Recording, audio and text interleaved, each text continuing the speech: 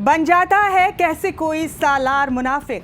ये बात समझने को है दरकार मुनाफिक। जो शख्स मुनाफिक है मुनाफिक ही रहेगा, एक बार मुनाफिक हो या 100 बार मुनाफिक।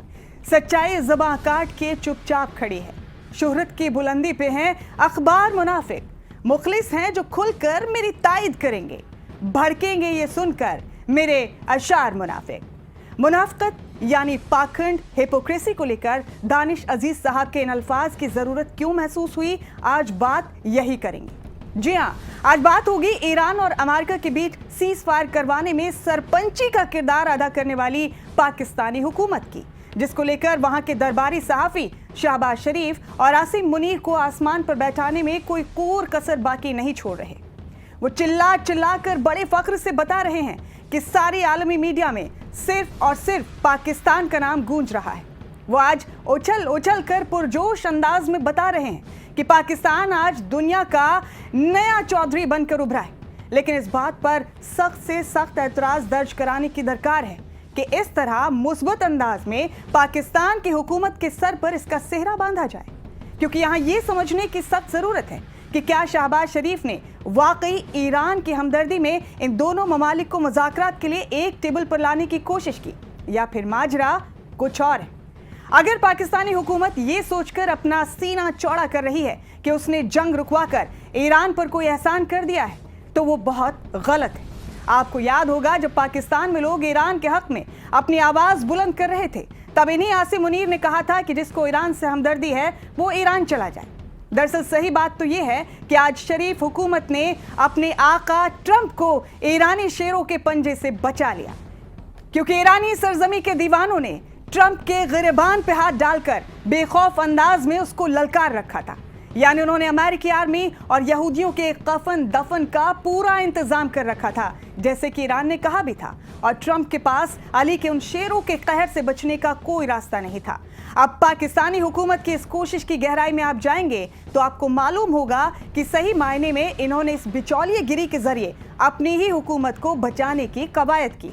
क्योंकि अगर ट्रंप की सत्ता दफन होती, जो कि मुमकिन थी जिस तरह वो अपने ही मुल्क में, तो शहबाज हुकूमत को भी दफन होने से कोई नहीं रोक सकता था, क्योंकि ये तो आखिर बच्चा बच्चा जानता है कि पाकिस्तान की हुकूमत किसके रहमो करम पर टिकी हुई है। यानी आप कह सकते हैं कि जब ईरान ने अमेरिका और इजराइल में आग लगा रखी थी, तो उसकी तपिश जरूर शहबाज शरीफ भी महसूस कर रहे होंगे। पाकिस्तानी अवाम से मुझे कहना है कि ये आपकी नहीं, आपकी नाअहल हुकूमत की कमजरफी पर बात हो रही है, और गहरे तज्जिया के बाद समझ में ये आता है कि आपको होशियार और खबरदार रहने की ज़रूरत है, क्योंकि आपकी नाकाबिल और नकारा हुकूमत अपनी इस नाअहली पर, इस बिचौलिए गिरी की हकीकत पर पर्दा डालने की फिराक में। इनके दरबारी सहाफ़ी बड़े ही शातिराना तरीके से आपके दिलों के उस दरवाजे को खोलने की फिराक में, जो आपने इस हुकूमत के लिए बंद कर रखे हैं। यानी इनके दरबारी इस हुकूमत को कवर फायर देने में लगे हुए हैं, ताकि नाअहल शहबाज शरीफ की फिर से आपके दिलों में घुसपैठ कराई जा सके। अवाम पाकिस्तान,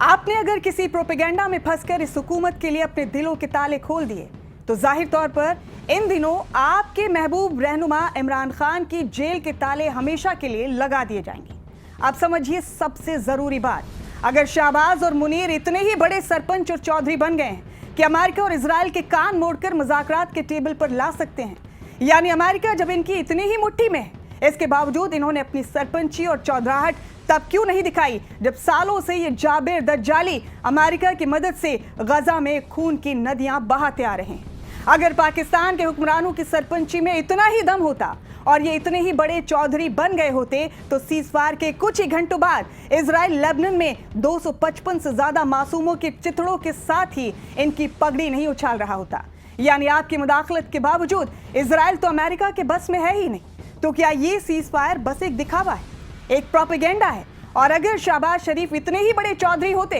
तो इस फैसले के अगले ही दिन व्हाइट हाउस की तर्जुमान 10 पॉइंट्स को सिरे से खारिज नहीं कर रही होती। अगर शहबाज और मुनीर इतने ही बड़े चौधरी होते, तो ये अपने मुल्क के गृह युद्ध को और अफगानों से अपनी लड़ाई को कब का खत्म कर चुके होते।